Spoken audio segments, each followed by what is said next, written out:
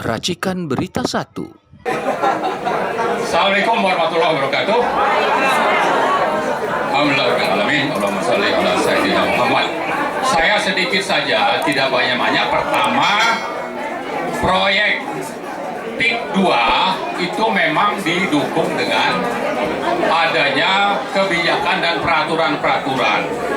Mulai dari ada peraturan yang terbit tahun 2014 nomor 75 PP, kemudian berlanjut sampai ada yang namanya PP nomor 42 tahun 2021. Nah, ini awalnya PP ya. Tapi di situ juga ada status yang diperoleh oleh proyek-proyek ini, yaitu proyek strategis nasional.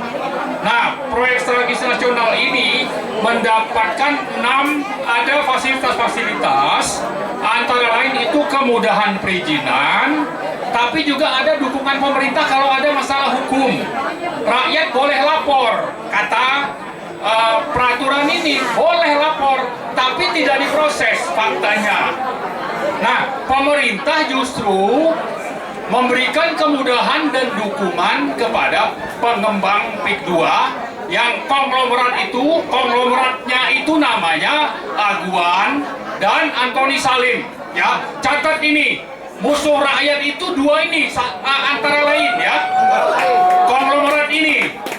Nah, yang kedua yang ingin saya sampaikan, dengan status PSN, maka semua aparat negara, apakah itu polisi, tentara, ASN, sampai kepada pemerintah daerah, pemerintah pusat, bahkan DPR, ya, itu bersatu. Untuk apa? Untuk mensukseskan proyek PIK 2. Siapa yang dilawan? Rakyat. Ya, artinya ini negara sudah tidak ada, negara sudah tidak hadir. Jadi supaya jelas bagi kita semua bahwa sekarang ini kita berhadapan dengan pemerintah yang menerbitkan aturan tapi untuk kepentingan oligarki. Di sisi lain untuk apa? Untuk menindas rakyat, mendapatkan keuntungan sebesar-besarnya dari tanah rakyat dan apa yang dimiliki rakyat, termasuk tadi dia disebut Pak Said Didu itu aset negara, apakah itu jalan, sungai, irigasi dan sebagainya.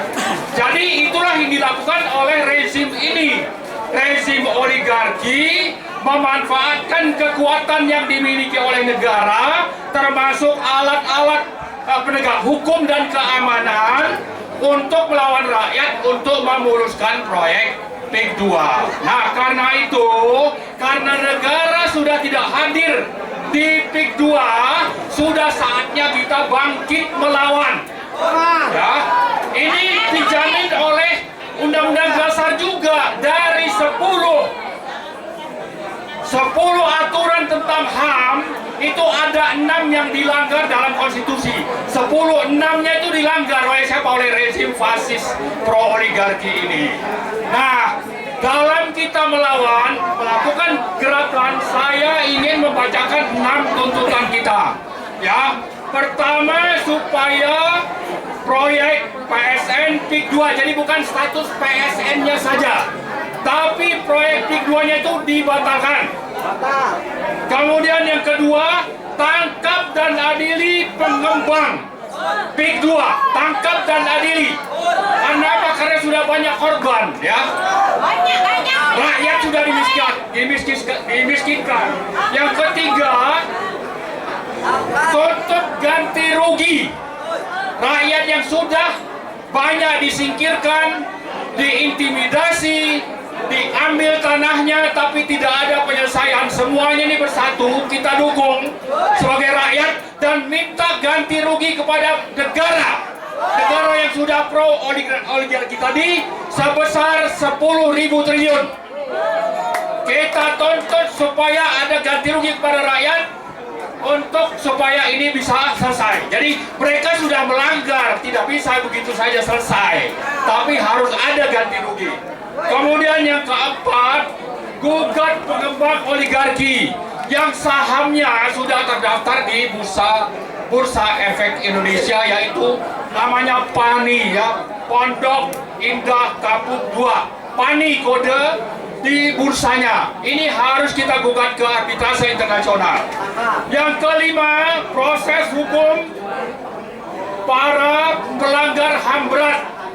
Mereka sudah melakukan pelanggaran HAM berat di sekitar 9 atau 3 kecamatan yang ada di daerah Banten. Nah, yang terakhir, kita menuntut supaya proyek PIK 2 mulai dari kebijakan pemerintah, lalu menerbitkan peraturan-peraturan sampai ke Permenko ini diaudit menyeluruh. Jangan-jangan kita menemukan ternyata di PIK 2 itu ada saham Jokowi misalnya, ada saham Luhut misalnya, ada saham Erlangga misalnya. Nah, kita tidak menuduh. Caranya supaya bisa ditemukan, kita minta dilakukan audit menyeluruh. Saya kira itu saja 6 tuntutan rakyat karena negara sudah tidak hadir di Indonesia, terutama di Banten. Merdeka! Terima kasih. Assalamualaikum warahmatullahi wabarakatuh.